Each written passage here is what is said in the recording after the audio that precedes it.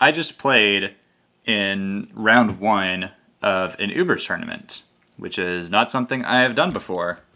I've played Ubers, especially SV Ubers, for quite some time now. I've gotten pretty good at it. And, well, I'm not gonna...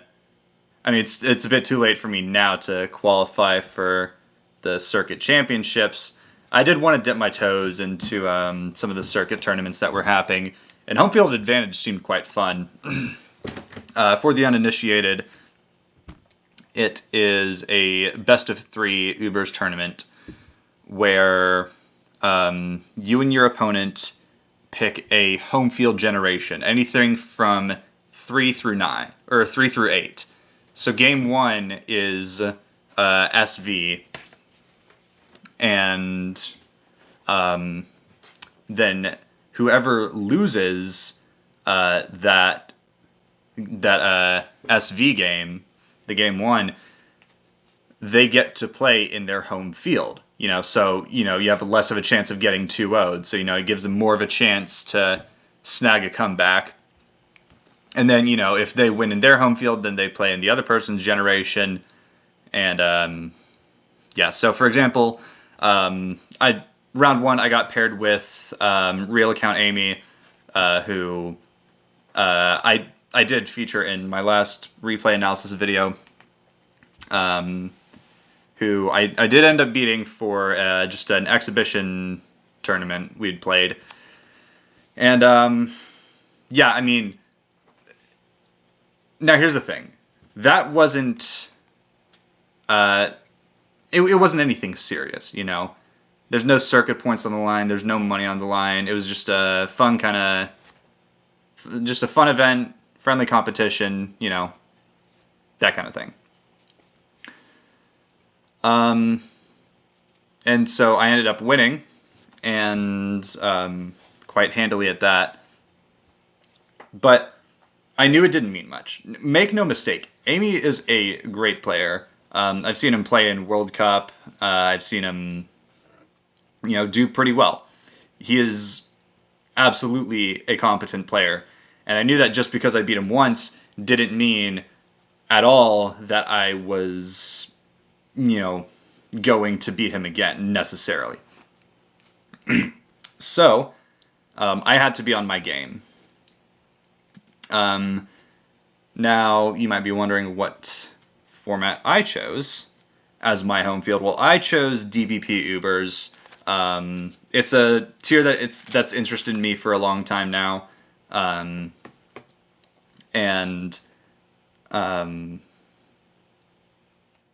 I just lost my train of thought. Damn it. 3 minutes in, I'm already distracted by something. Fuck me. So, where was I? Yeah, I chose DPP. I've been interested in learning the format for quite some time, and I didn't learn it out of necessity for this tournament, but I did start learning the tier, conveniently around the time home field advantage was starting. So, yes, I picked DPP. I could have also picked SS, because I did used to play that tier a lot back when it was current, but I didn't feel confident enough in myself to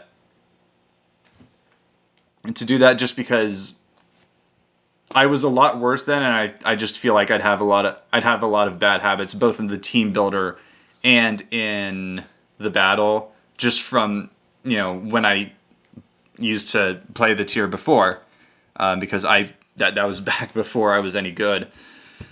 Any good, like I'm a good fucking player. Get out of here.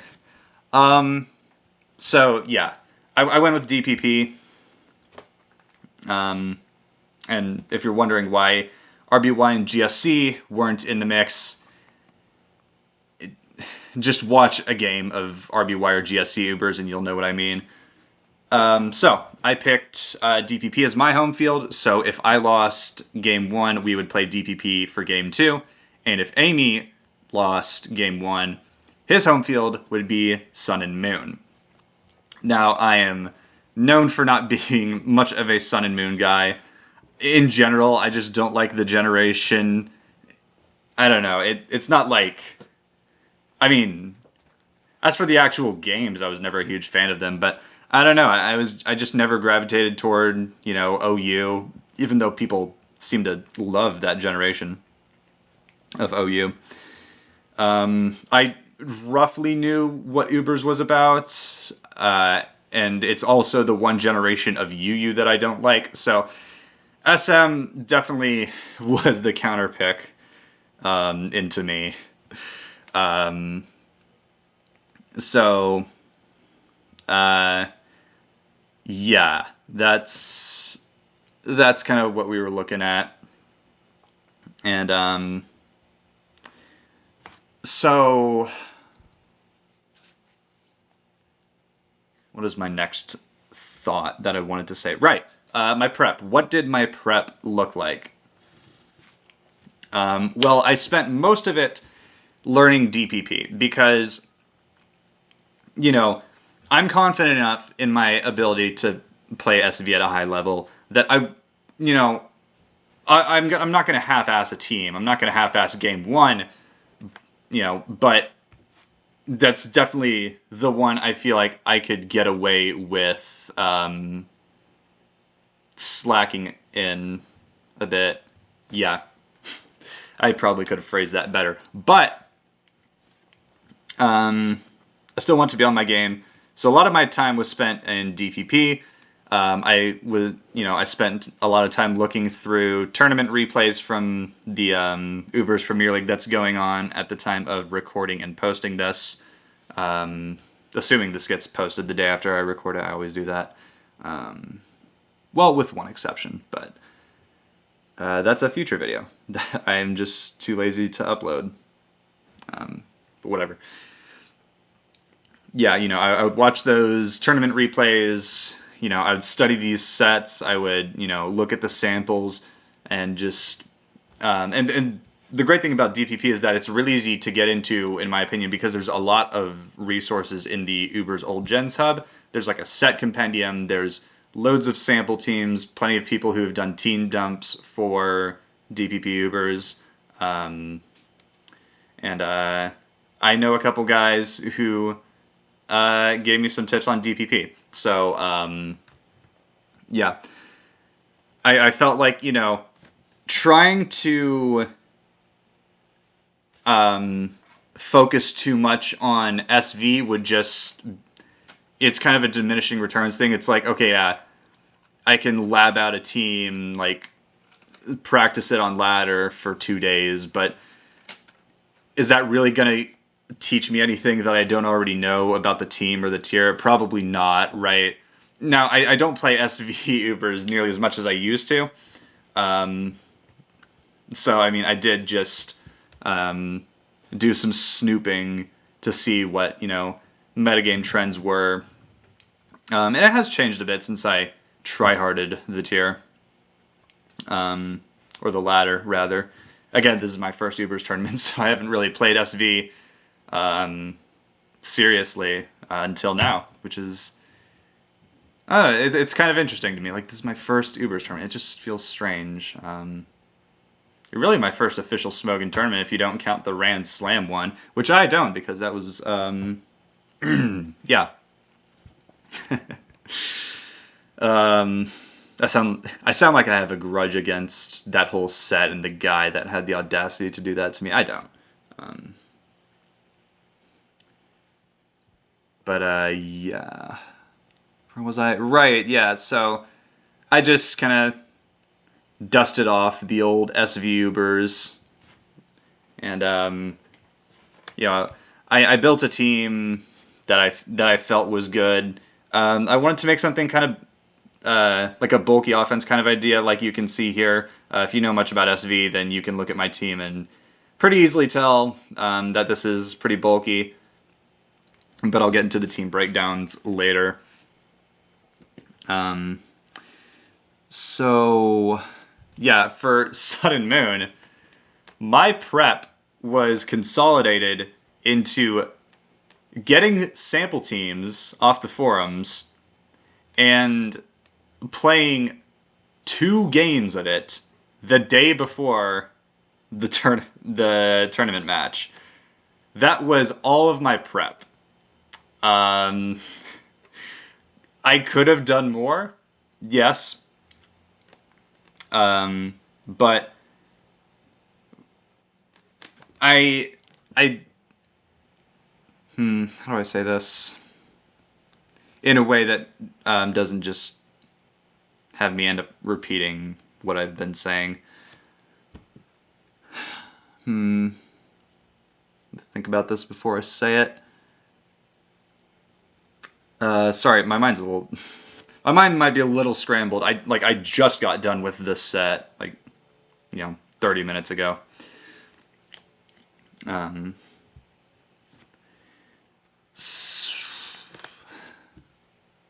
Okay, think.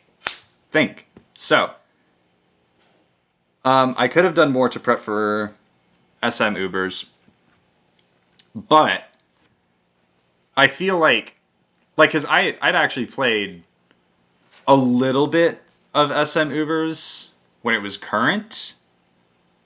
So, and I knew the big presences in the tier. I knew roughly what the tier was about. So I just put all my eggs into the DPP basket, pretty much. That might not have been the best move in hindsight, but we'll see how that affected things as we go through these replays. I think that's all I want to talk about before going into the actual games. Yeah.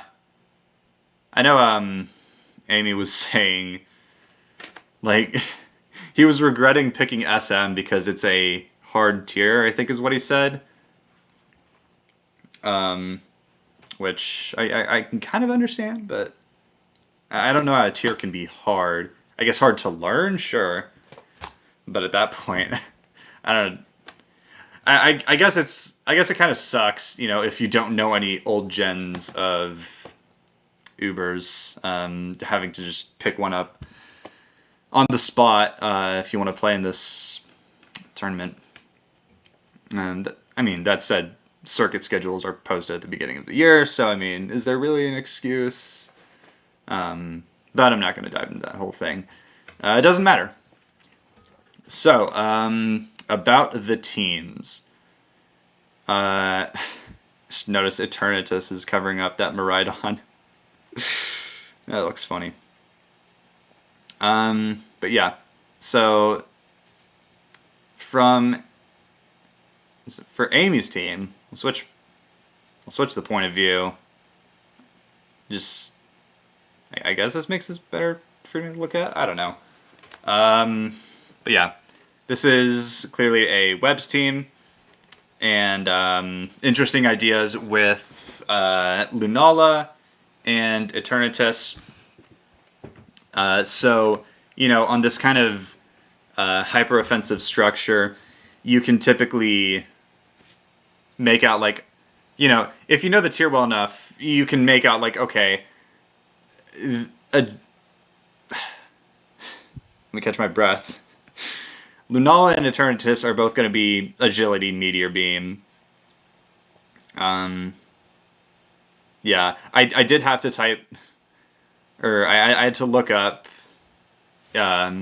before the battle started whether or not Lunala got Agility, and I saw that it did, so it's like, okay, yeah, I know what the set is. Yeah. On Webs, Arceus typically runs bulky DD set. I know especially defensive Dragon Dance Arceus has been preferred lately. Just because it's a lot safer to go for those Dragon Dances when you can actually take the attacks from the thing you're supposed to be checking,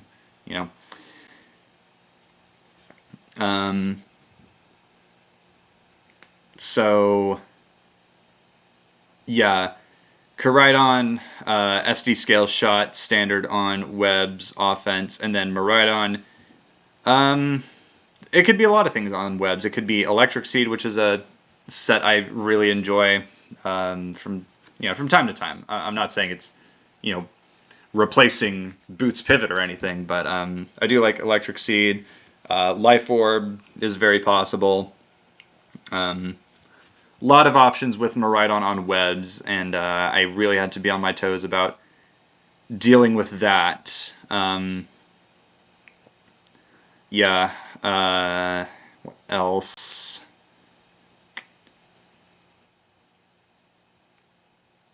Yeah, I did.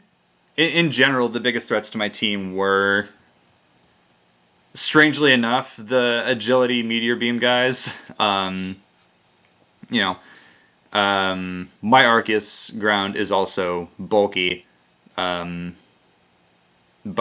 it had a lot to do here. Really, it had to at some point have the option of coming in on Lunala, Miraidon, and Eternatus. So yeah, I had to make sure I was not getting overwhelmed by that attacking core. So yeah. So from my point of view, again, pretty bulky structure. I liked this Kyogre idea.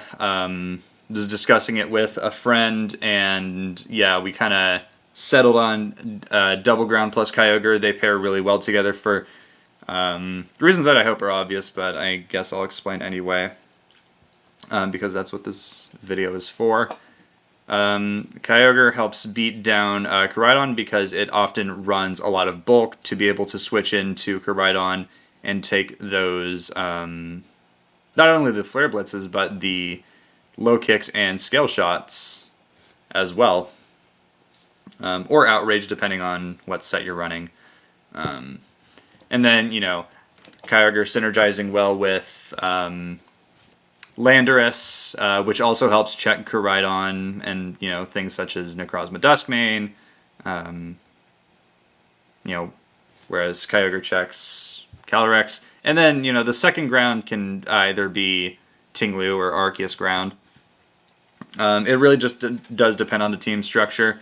My friend recommended I go with Tinglu on this team because I don't remember why. I don't remember what his reasoning was. But yeah, I didn't like Tinglu because I didn't want the team to be too passive. I felt like that would just really lose me a lot of tempo. And yes, this team does like its bulk with, Ho-Oh, Landorus, even Arceus' defensive utility. But it really likes staying ahead of the opponent anyway. It just enjoys playing that offense while being on defense. So yeah, this is the team sheet. So standard dual bike structure. Scarf Koraidon, Boots Miraidon. It is so insanely busted. Yeah, pretty standard stuff. Standard defensive Ho-Oh. I know some people like 3 attacks or even offensive. I think 3 attacks is cool, but I don't really like offensive like choice band. I've seen some cool sets that run like enough attack to Oko Koraidon. Those are cool in theory. I think they're just hard to fit. Landorus is Fizdef, again, for the benefit of just really being able to take anything from Koraidon. Really nice here for also being able to come in on Arceus, which, as I discussed, is almost surely Dragon Dance. Stealth Rock Taunt proved to be pretty valuable in a lot of cases. Arceus Ground. My friend hates this set because he called it a Draft League ass set. So, this spread does a couple things. The 60 speed is to outrun the speed that most offensive Arceus run, which is 56 EVs in speed. The special bulk is to take 2 Draco Meteors from Boots Miraidon after rocks. And then I put enough attack in there to 2-hit KO NDM, Necrozma Duskmane. Yeah. And, with a lot of these sets that I make, because I do enjoy my intricate EV spreads, I enjoy being precise. I have no problem with going max, but when I get the opportunity to be so expressive with my EVs, I like to take it. But sometimes they're better on paper than they are in practice. This set's also good in practice, turns out. Recover over taunt, just to again help it act as a check to Miraidon, really leveraging that bulk and allowing it to play the long game against a lot of teams. At the cost of being slightly worse into standard offense teams with the likes of Calyrex and Zacian. Kyogre, like I said, physically bulky as the standard for Koraidon and Calyrex. I put enough speed on here to outrun Gliscor. That's what it was. I had to think about that. And then enough special attack to do something that I forgot. And then I put the rest in physical bulk. I don't remember what I gave it that special attack for. I want to say it was something for NDM. I don't know if I would do that, though. I mean, my team does not struggle with NDM at all unless it's like Dragon Dance, but this team, also has ways around that.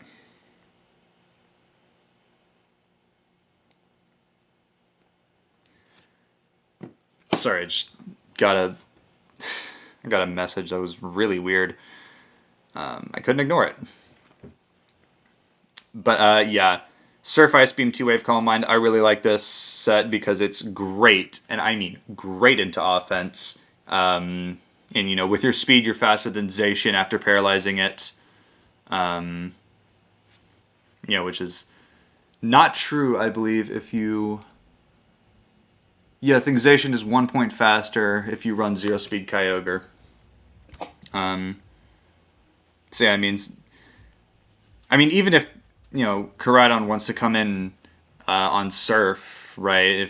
Even if you lose that prediction, you can Thunder Wave. If you're willing to give up the Kyogre in the matchup, or if it's late game and you have enough pieces to finish off the Koraidon, then that's an option as well. I really do enjoy this set. Terra Ground, Heavy Duty Boots, should be self-explanatory.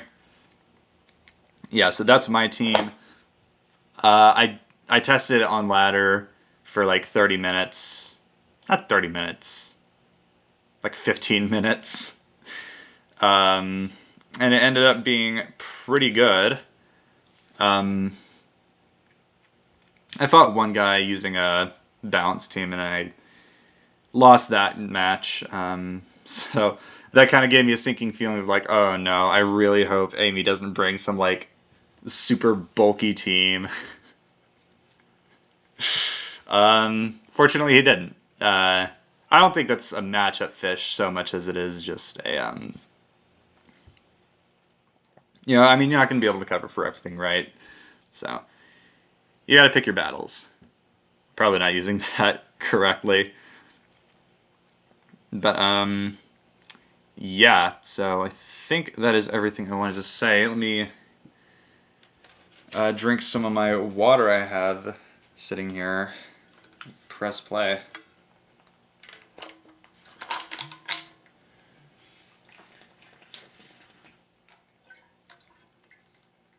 I am almost out of water. I might just take a sec to go refill my bottle in the middle of this video. How awesome would that be? Okay, so 25 minutes in, I'm finally going to click play. I can talk about the lead matchup. That's also cool. So Rabambi's pretty obvious. Um,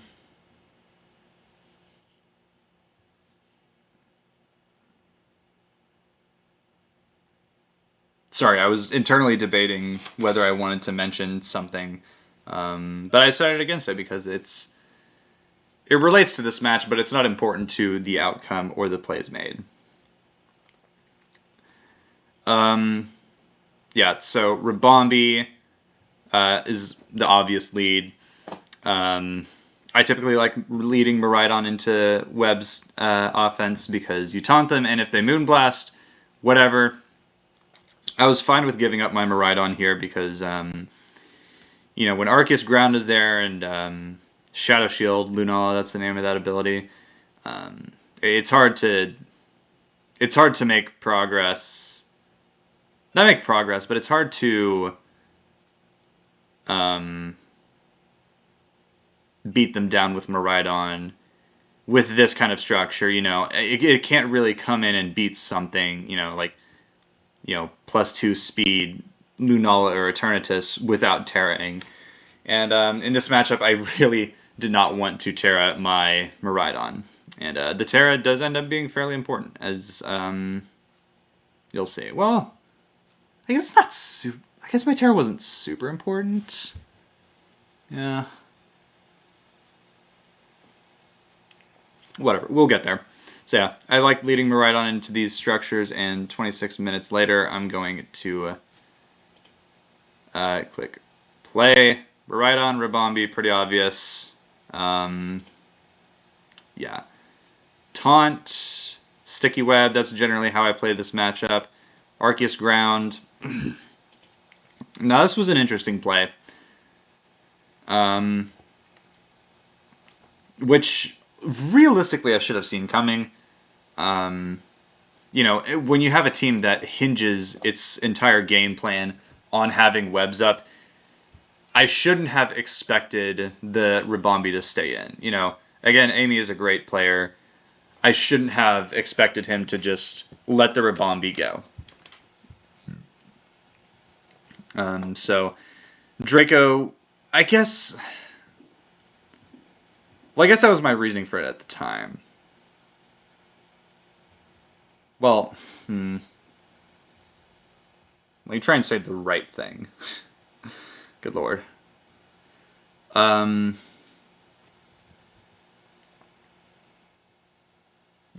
I guess, the idea, it's like, okay, whatever you do, don't let Rabombi get up webs. If I need to take damage for it, I will. Because Moonblast never KO'd Miraidon without a crit. And even if it got the special attack drop, I believe I'd still bring Rabombi down to Sash. I am going to check that. Miraidon, Rabombi, -1, yeah. Bring it down to Sash. Yep. So, yeah, I guess Electro Drift wasn't terrible. But I was really making sure not to get in my own head about this, because I saw the Arceus come in on Electro Drift, and I'm like, oh, that's really annoying. If this starts to set up Dragon Dances, that can be super dangerous for me.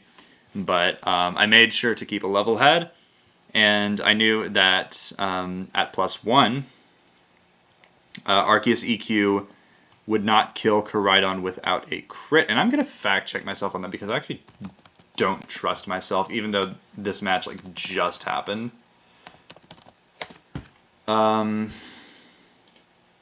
Yeah, no, +1 doesn't. Yeah, +1 never kills. Oop. Spoiler, I guess. Yeah, I have a lot of tabs here that are blurred out for the purposes of the video.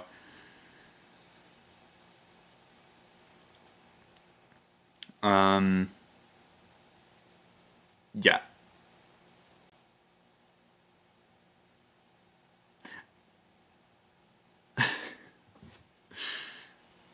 Oh man, I'm just losing focus so much. I spent all that energy on this tournament game, but will it have been worth it? Will it have all been for naught? We shall see. Yeah. So he comes in. I U-turn out. It was an interesting play. I guess Amy was just trying to catch me trying to Draco, which I was never going to do because I would lose my Miraidon for it. And yeah, I said, Miraidon wasn't the most valuable Pokemon here, but, it's a Miraidon. It's nice to have. I mean, come on. Let's not kid ourselves into thinking like, oh, I can just Draco here because, DD Arceus Earthquake always kills unless you are max HP. In which case you are running probably Electric Seed. Very cool. Yeah, so I U-turn, I go into Koraidon. I did spend a bit of time debating this play. I was going back and forth like, okay, do I Flare Blitz on the Robombi, or does he predict that, or, what do I do? And, that was one of the many times this set I had to stop myself and be like, okay, stop overthinking it, stop panicking, just treat this like any other game. That's very valuable advice I've been given, about tournament games. Just, it's just another game. I mean, that can apply to, other things. I know a lot of people say like, oh, when people play in the Super Bowl, like, oh, it's just another football game. You gotta kind of have that mentality. Don't do anything that you're not confident in, right? So I had to just level my head and be like, okay, what is his biggest punish to any play I make, right? The biggest punish possible is he gets up webs on me trying to predict him, right?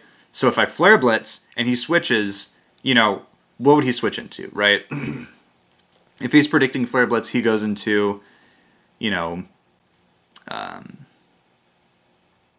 probably Koraidon, right? He goes into Eternatus and gets an Agility. I have ways of dealing with those Pokemon, and above all else, I can't let him get webs for free. I'm not just gonna give that up. He's gonna have to earn them. So I decide to fire off a Flare Blitz, and down goes the Rabombi. So that is very, very good for me. I'm essentially playing 5-6. I'm playing 6-5. Amy is playing 5-6. And he didn't even get webs out of it. So very, very good start for me. I'm glad I'm just came to my senses and clicked Flare Blitz. So down goes the Rabombi, and in comes the Lunala. I guess you already saw what I did here. But yeah, I'll just go let that animation go. Bring the Lunala. Yeah. Wow, my throat is parched.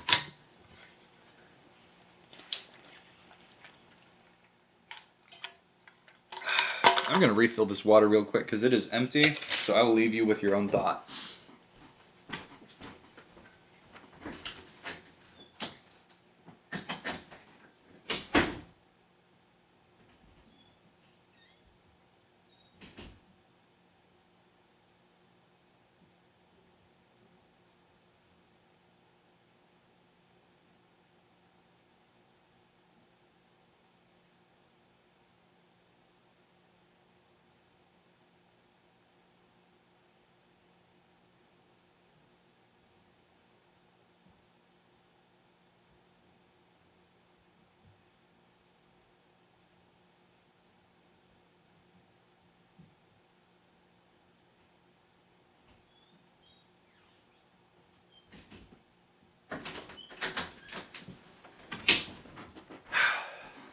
Okay. So,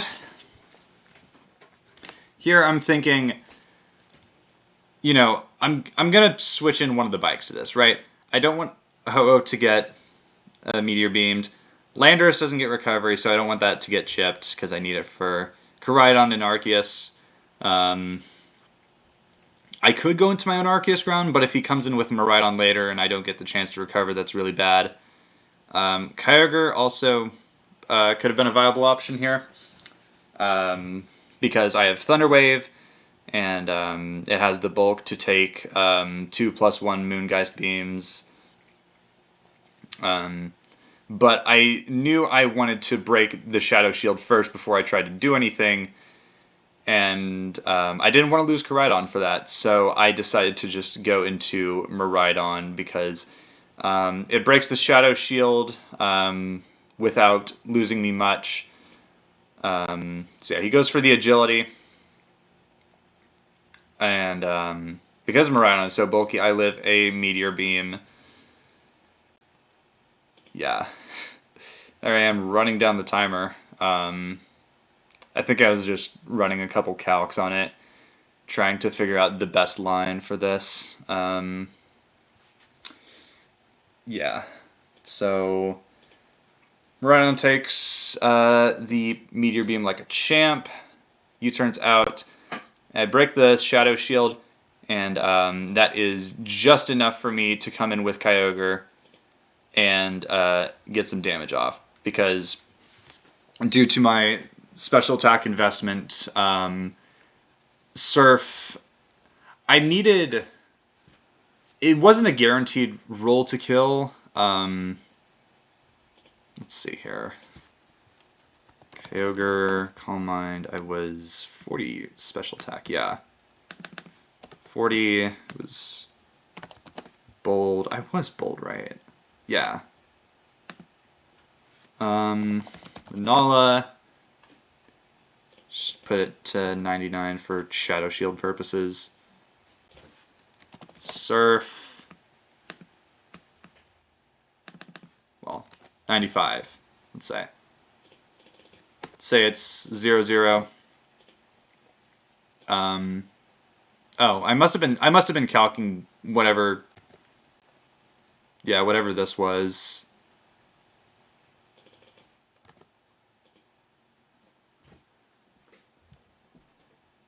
What? I don't know what I was calcing. Oh.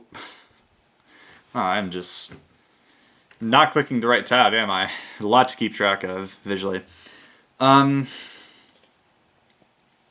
See, I remember the calc saying, like, at a 20% chance to 2K or something, and I'm like, oh, that's not right, and then I redid it, I'm like, okay. Yeah. I guess because if he was at... I mean, even then... I don't know. But yeah.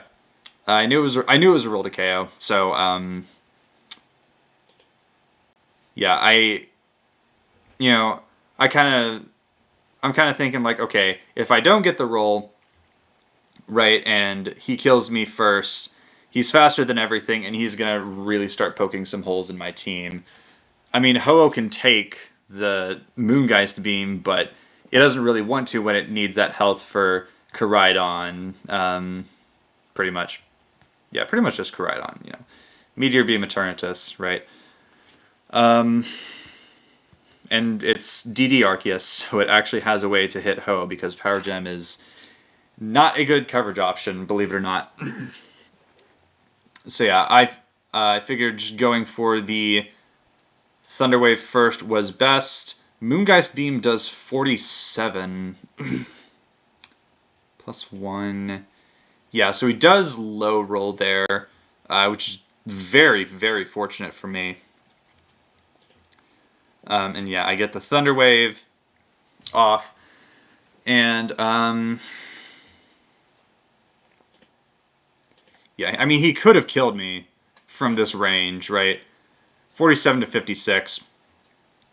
But he chooses to click Agility, and I do not agree with that play at all.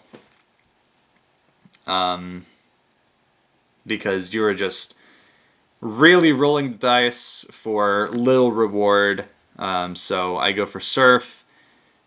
52, that is a good-ass roll. And so now I get a guaranteed kill with the next Surf. And Moongeist Beam doesn't kill. He gets 51% of my health. So 2 fairly low rolls. Very fortunate for me. But, even if Kyogre went down there, I had my Koraidon to revenge because, yeah, I believe... Let me see this. +4... paralyzed. Yeah, Koraidon would be much faster, even if he was max speed, right? Koraidon is far faster than Lunala. So, it was fine, and that would not be the only unfortunate thing to happen this set. That wouldn't even be the most unfortunate thing to happen this set. Yeah, there's some pretty dumb stuff that ends up happening, and I'll get there. But yeah, Kyogre lives on 2, so I get to have the sack if I want it. I can just play it by ear, depending on what he brings in. We see the Miraidon, and I go right into Arceus Ground. No sense playing around with this, because, if he Agility'd or Calm Minded and I stayed into Ice Beam, I wouldn't really be doing much damage, and I would just be giving this Miraidon free real estate.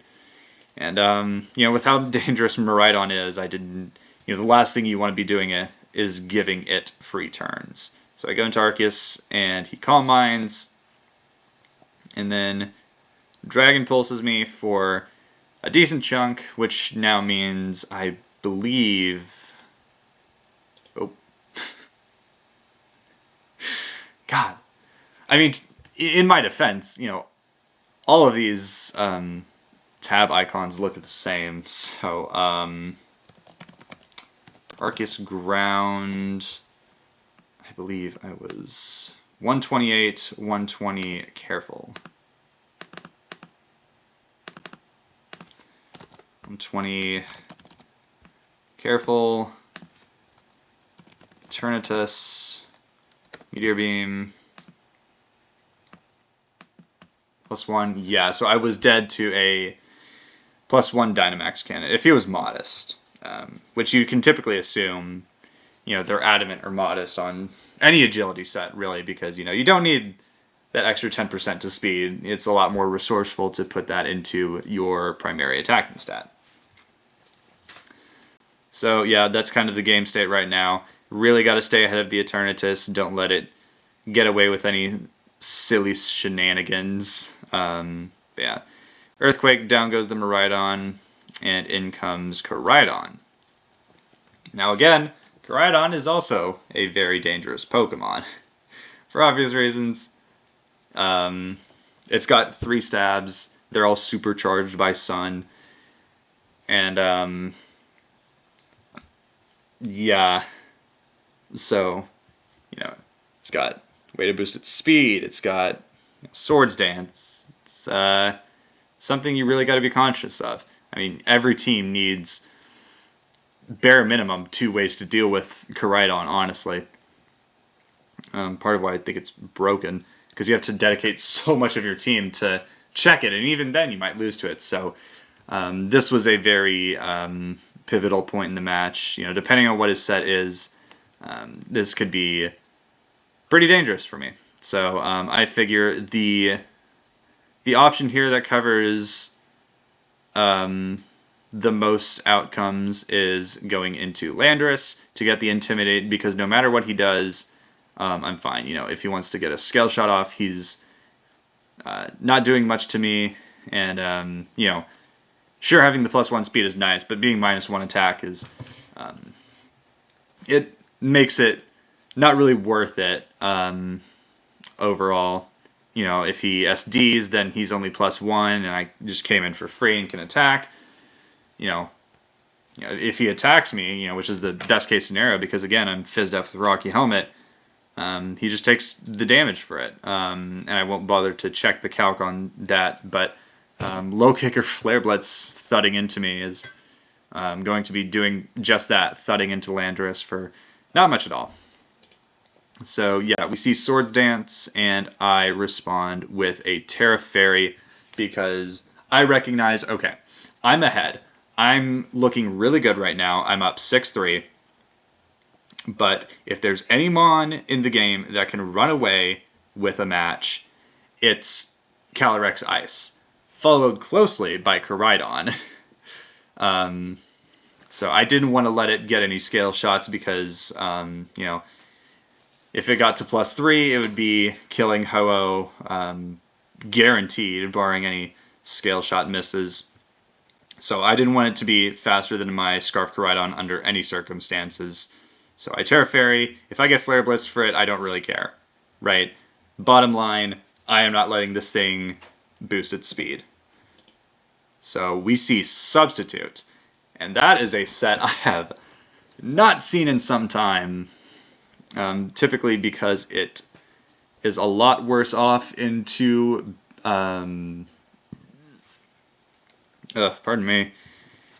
into some variants of standard offense, especially depending on what his last move is. Low kick is a given, but is it scale shot? Is it flare blitz? Is it flame charge? That really just depends on what kind of structures you can and can't beat. So you really have to be, I like sub SD Koraidon, but you really, really have to know what you're doing in the builder to make it work. Even in battle, you really have to know your stuff when using it. So, hey, I guess more compliments to Amy, right, for using this admittedly very technical team. A lot of interesting ideas here. I do like a lot of the decisions being made because big fan of offensive Eternatus, big fan of sub SD Koraidon, so very cool. So yeah, I Earthquake, that does break the sub. I actually do want to see the calc on that. Like, how close was that? Let's see. Koraidon, skill shot. Okay, yeah, that wasn't even close. Yeah, so he gets to +3, and I don't really care because I'm just going to Earthquake here. And again, bottom line, he can do whatever he wants here. He is not going to outrun my Koraidon. So I always have that option to revenge kill it with Flare Blitz, low kick and scale shot, or low kick and outrage, because I am Scarf are on the table, but when he hasn't used his Terra, it's up in the air. But yeah. Worth noting that I did Terra first, and typically the person who uses their Terra first tends to lose. So I kind of remembered that briefly in this battle. I'm like, oh, I don't want to become a statistic. Yeah, so Earthquake, yeah, doing 45, so whatever I click next will kill him, and he clicks Flame Charge. Now, I'm really glad that didn't crit. Although I guess I could have, if he had crit me, I could have gone into, Kyogre and then sacked that, gone Ho-Oh, and I probably would have been in fine shape. But no crit's nice. Flare Blitz would have killed him in recoil anyway, so the only, worst case scenario, he crit Flame Charge. Even then I had ways of dealing with it, but I would be a lot less safe against the likes of Eternatus. But yeah, takes the Rocky Helmet, takes the Earthquake, down goes Koraidon, and in comes Arceus as he Dragon Dances. That's to be expected. And so again, I say you can do whatever you want, but you are not going to be faster than Koraidon. So I taunt him to prevent him from getting another Dragon Dance, which would allow him to outrun me. It's funny. The guy I was talking about, the guy I was talking to about this team when making it, he said, like, I could potentially run bulky Adamant Koraidon, which is a set he really likes. It's like, now I'm kind of glad I didn't run it, because if this were Jolly, then I'd be in a really bad spot, That 405 speed tier is really nice, especially when you're leveraging that sort of advantage with a Choice Scarf. So yeah, let him only get one Dragon Dance. Still dangerous, still have to be careful of how I play around it, but it doesn't kill Koraidon from this range. I don't believe it does, anyway.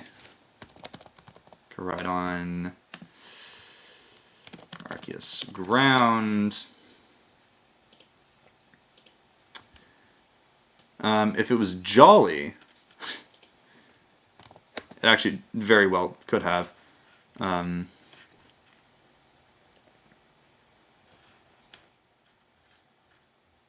Or if it was Adamant, very well could have.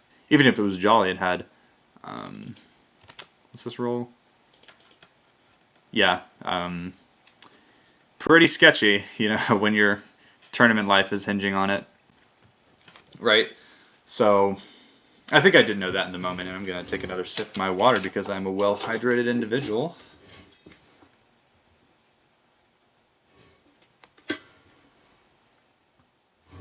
Okay. So, there's a bunch of whatever.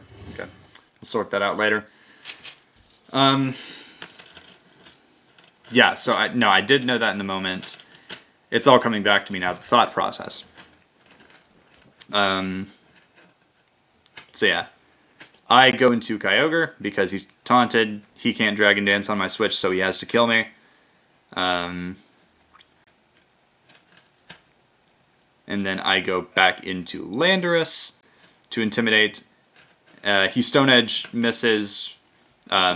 Not very relevant because I do go for the U-turn into Koraidon. And now Earthquake never kills without a crit, and I can afford to just low kick. Okay. Yeah, no, I think I wanted to click low kick because I didn't want to lock into Outrage and have his Eternatus Terra Fairy and potentially cause me issues.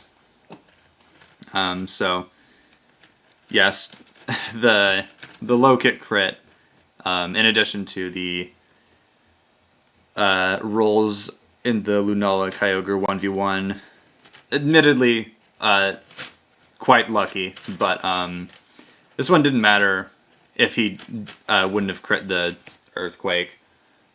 So I was always fine. I would have just outrun him the next turn. And if he'd gone to Eternatus, then, he has an Arceus ground that he has to get back to, +2 with, which is, which I definitely was not letting happen. So, lucky, saved me some trouble, but not super influential on how the game went. So down goes the Arceus, and in comes the Eternatus. I wouldn't say I was super home free, but I did have to, I did have to be careful, again, because offensive Eternatus can swing a game pretty quickly. The only issue with it is finding what moves to put on it, because,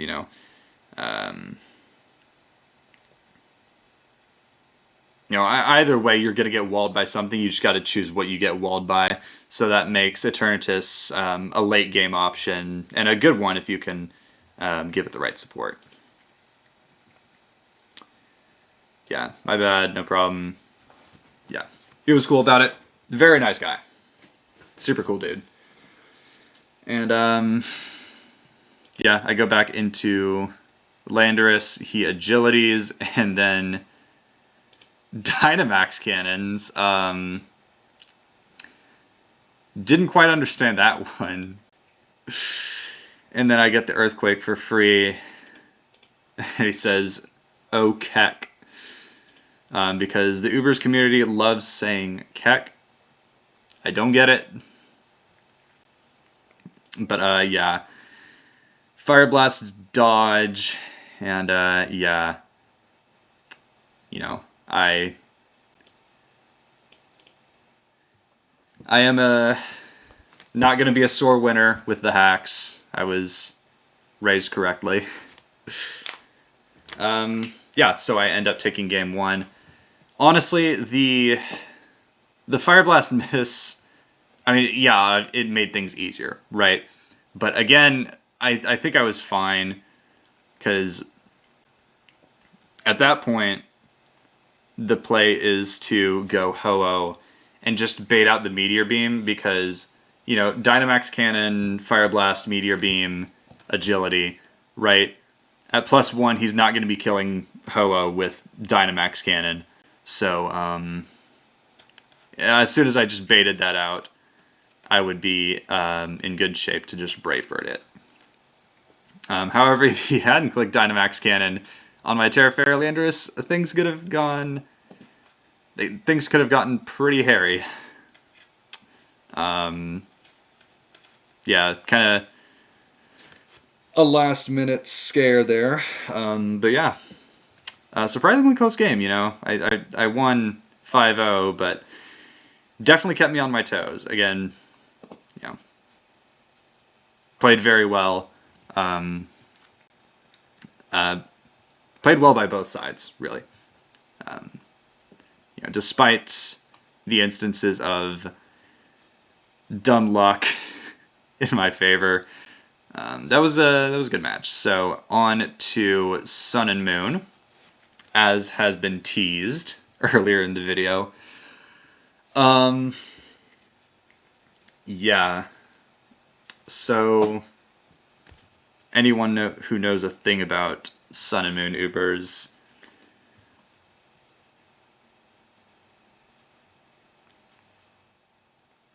anyone who knows a thing about Sun and Moon Ubers will not be surprised to see this. You know, P-Don, Primal Groudon required on every team, both in Oris and SM. Yveltal's Arceus type does not show on preview. That is unique to Gen 9. We both have pretty bulky teams. We both have a hazard stack idea. And funny enough, these are both sample teams. Because I did not have the time that week to, you know, grab SM teams. So my thought process was like, okay, you know, I'll grab a sample team, because if Amy really does know SM that well, he should know the sets before, or he should generally know the sets on preview, right? That's just generally a skill that any team preview generation player would have. So, yeah.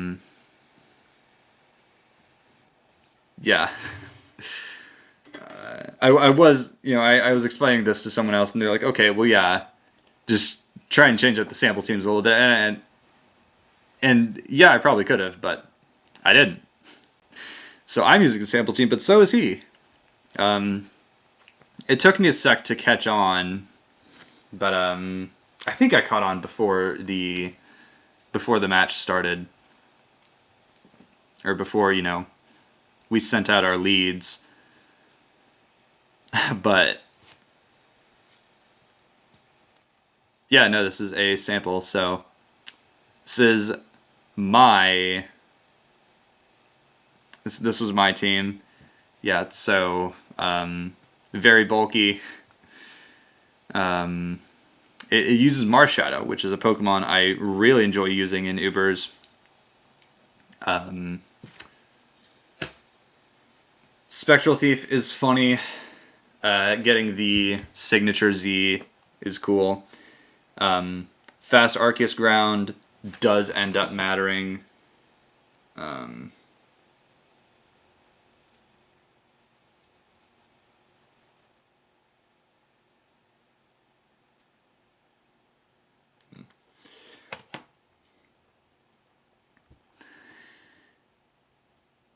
yeah, having that fast Arceus does play a pretty big role in the outcome. Charty Berry Yveltal for offensive Primal Groupon. It can take those stone edges and respond with foul play in the face of more offensive teams. I wasn't a huge fan of this Zygarde set. And in general, this team seemed pretty Xerneas weak. But I mean, hey, that's just the nature of playing Gens 6 through 8 Ubers. Just don't lose to Xerneas. That's all you got to do. Well, plus like a bunch of other things, because there's a lot more to those metagames. They're not one-dimensional. They are actually quite cool.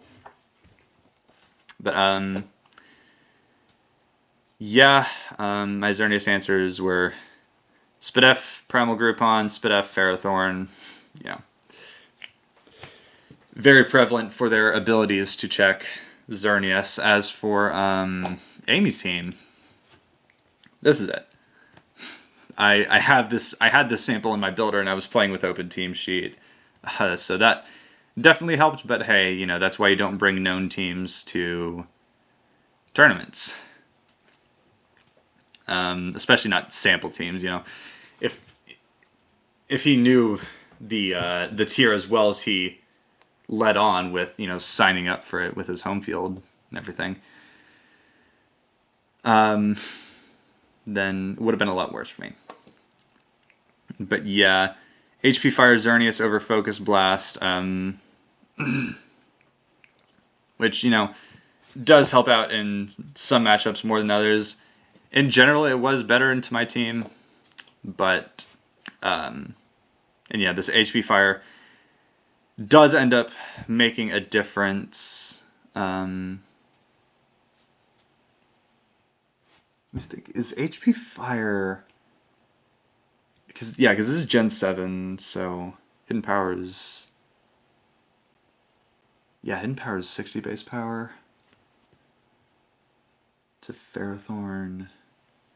Yeah, Focus Blast would have been... Focus Blast does more damage to Ferrothorn than Hidden Power Fire. That is something to keep in mind. Just put that in the back of your mind for the time being.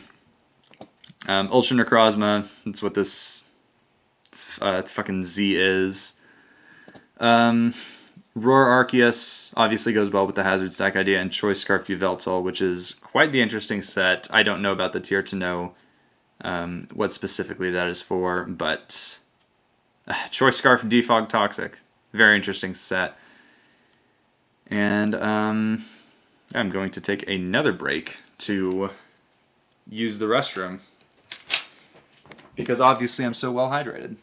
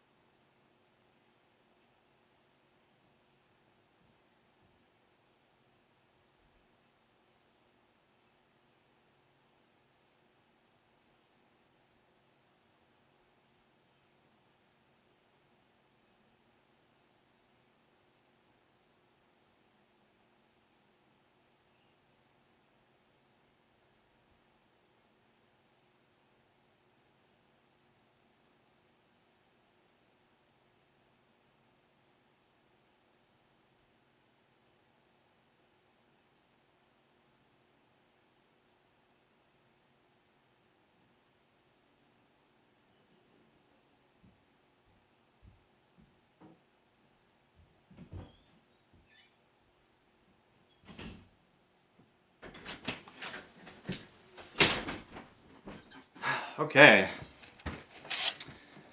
So, my plan was to win with Mars Shadow here because, after Hazard Chip, I could use Z-Ghost for Xerneas. Bulk Up was nice. Shadow Seek Priority was good for Ultra Necrozma. Close Combat ripped into Ferrothorn. And so once I had weakened those pieces of the team, or weakened, Primal Groudon, Arceus, Yveltal, then Marshadow can just go to work. But yeah, so let's click play. Yveltal into Groupon. So my commentary is going to be. I just got sent a Facebook leak. I don't use Facebook. I've never had Facebook. What the hell? It's from someone I know too. I don't get it. Yeah. So like I said, or like I was saying, my commentary is going to be a lot more shallow because I don't know this tier nearly as well as SV.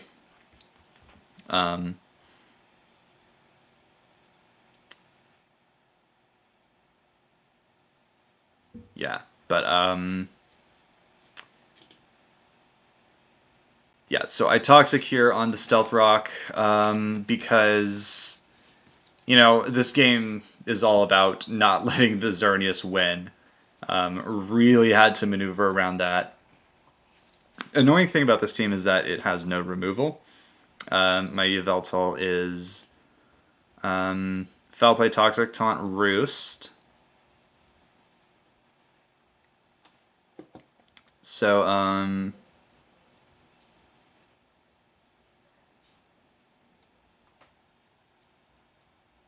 yeah, no, okay, so no removal. God, I'm just zoning out in the middle of my sentences, aren't I?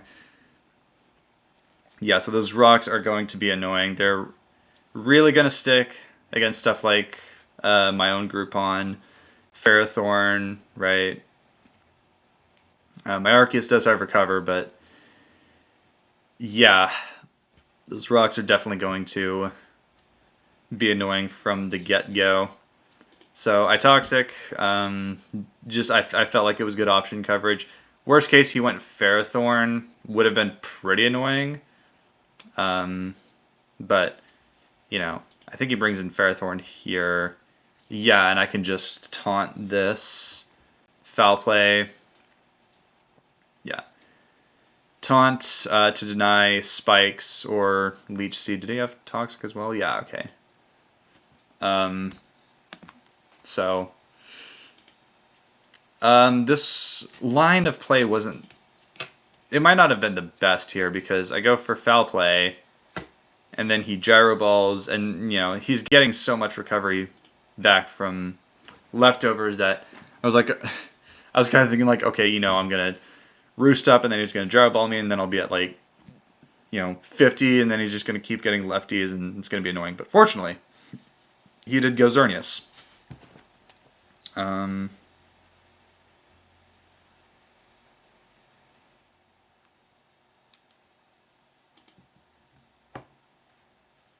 Yeah, so I Roost here.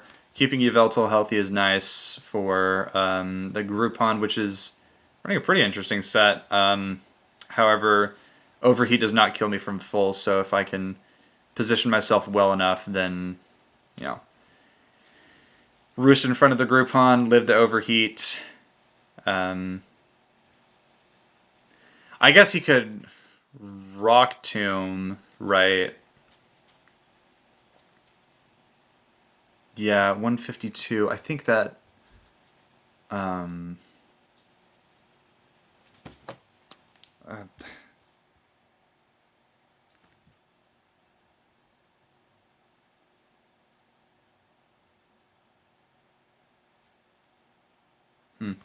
Okay. That was gonna bug me if I didn't actually find out what the guy meant when he was messaging me. But yeah, I don't know, because I was okay. Yeah, no, I would have been faster at neutral. No, but I would have been slower after Rock Tomb, I think. So yeah, Rock Tomb into Overheat would be annoying, to say the least, because he Rock Tombs, and then I don't get to Roost before he overheats, which does 83 min, I believe, was the calc on that. So I go into my Groupon, because Xerneas, right? Moonblast doing 26, decent chunk, and then I throw off an Overheat? No, a Stealth Rock, okay. Yeah, right, because I need to make some progress against his team before he just starts, wearing me down with hazards. I need to, both of our teams operate at fairly slow paces. But I do need to make sure I'm not playing super passively. I need to always be trying to push my advantage when I can. So Rock's always going to help with that, because there's no boots, which is very cool. So yeah, he roars me into Yveltal, and then he Ice Beams, and he freezes. So Yveltal is out of commission for the battle. It is nothing but a sack for my own tempo. So that's annoying. Having Yveltal could have been nice to foul play the Groupon, but it doesn't matter a ton, so I'm not super upset about that. And then, yeah. What a good guy. So yeah, Ice Beam, fortunately, no freeze there. And then he goes into his Ferrothorn, and I believe I set up a Spike. Yes. Go back into Groupon, and yeah, he sets up a Spike. So now, that's pretty important, because I can't, I guess even after this, with or without the Spike, from 56, I can no longer switch into Xerneas Moonblast. It would 2-hit KO me. So I kind of realized this, and I'm understanding that I have to shift my game plan to be less focused on, walling out the Xerneas and just with weathering the storm. I kind of just shift that focus to, pushing my advantage and pushing my Marshadow win con before he can get too far ahead of me. So that's kind of the shift that had to happen here. So, you got to be flexible, both in the both with how your team operates and just the decisions you make in battle. Because if you tunnel vision into just one line of reasoning, then you're just going to get punished when something catches you off guard, and it's going to ruin your whole game, and you're going to be sad. So Arceus Ground comes in, and it catches the Overheat, and I crit. Obviously, very fortunate. Yeah, he did have Recover.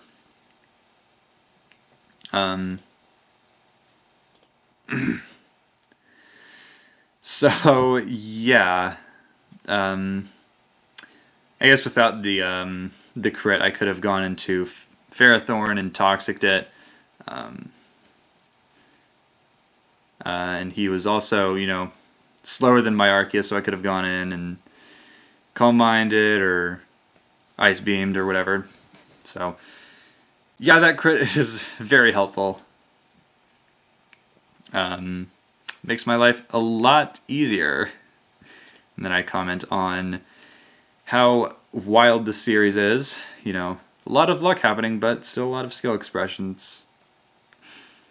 Interesting. I guess it makes for an exciting set, huh? Yeah. So he becomes fucking Exodia Necrozma, and he Earthquakes, and I live. by a hair on my chinny chin chin and throw off a Precipice Blades, and now he's in Marshadow range. So I come in with that, and now I start going to town.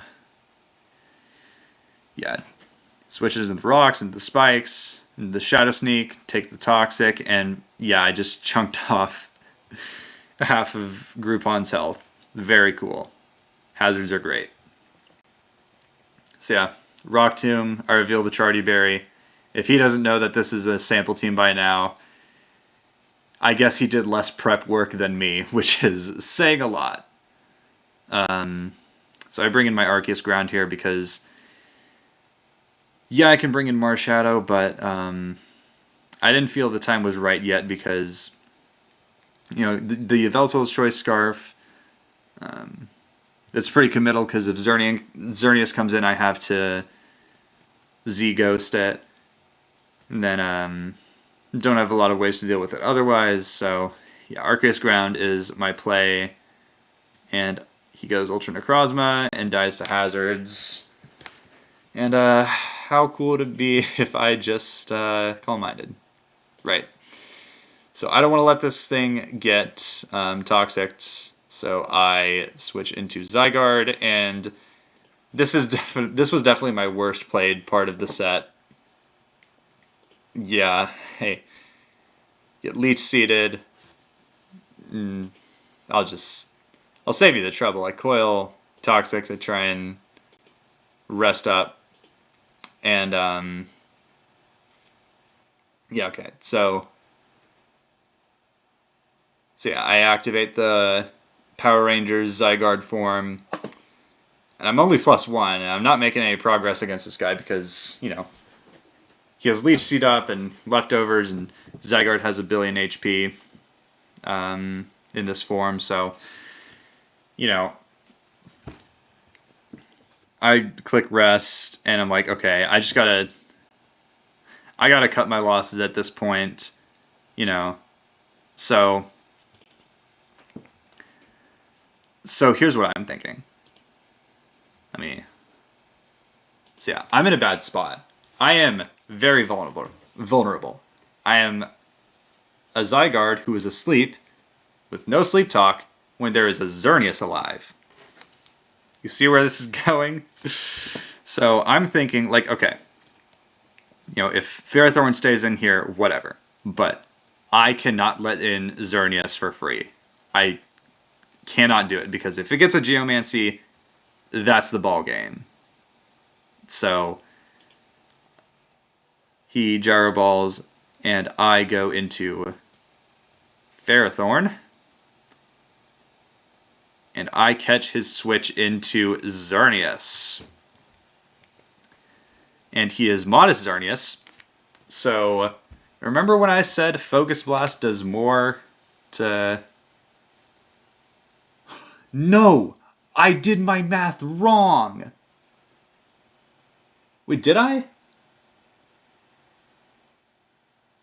Ah, shit. That was going to be really cool foreshadowing. No. Wait. Okay. No. Yeah, no, because it'd be 240. Yeah, 60 times 4, and then 120 times 2. No, okay, they do the same amount of damage. Yeah, okay. Okay, so they do the same amount of damage. He just didn't want to miss the Focus Blast, so he went HP Fire. Cool. Well, there goes a really cool setup that I was going for. But either way, Hidden Power Fire was not favored to kill, but it had a non-zero chance to, and that could have gotten really hairy. But yeah, Hidden Power misses out on the kill. If it had killed, I could have just gone, you know, because he never Geomancies here. That's a throw. So, you know, if he kills me, I go Arceus, and then I Judgment, and then I try and finish him with Shadow Sneak, which I'm not going to calc that right now because my brain is kind of fried from doing all this. But yeah, Gyro Ball kills, and Groupon is going to take Toxic and Hazards. The Yveltal's not doing much. Arceus just wins at this point. Marshadow wins. Yeah, we exchange our GGs. He wishes me luck in the tournament, so I win 2-0. Super proud of how I played, honestly. I think I played really cleanly. Even in SM, for having, this is my third game of SM Ubers since the generation was current, so fucking forever ago. So, yeah, I just really had to play to my fundamentals here. And I did. Yeah, I mean, I just played 2 really clean games, and it ended up working out for me.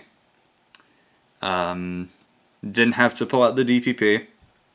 It didn't have to come to that. I mean, I like to think I would have won DPP. I mean, come on. It's my home field. But, yeah. So,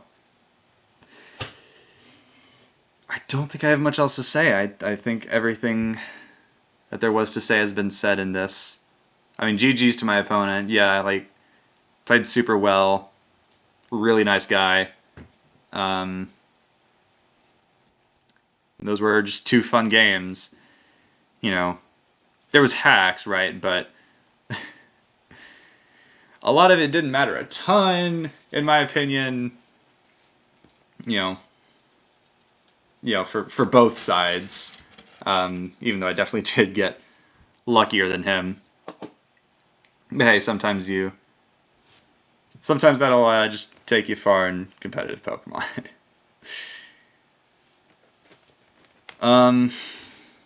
Yeah, I don't think I have much else to say. So, for the purposes of keeping the mystery to anyone who could possibly be watching right now, or before, when I started the Sun and Moon game, I don't want it to be like, oh, there's 20 minutes left in the video. He obviously went 2-0. He obviously won this one. Because he's not going to spend 5 minutes going through a DPP game. I am going to just turn my mic off and leave this recording going for a little bit. So, you can click off the video. I'm just going to mute my mic for 30 minutes. And I'll come back and click stop recording. So, yeah.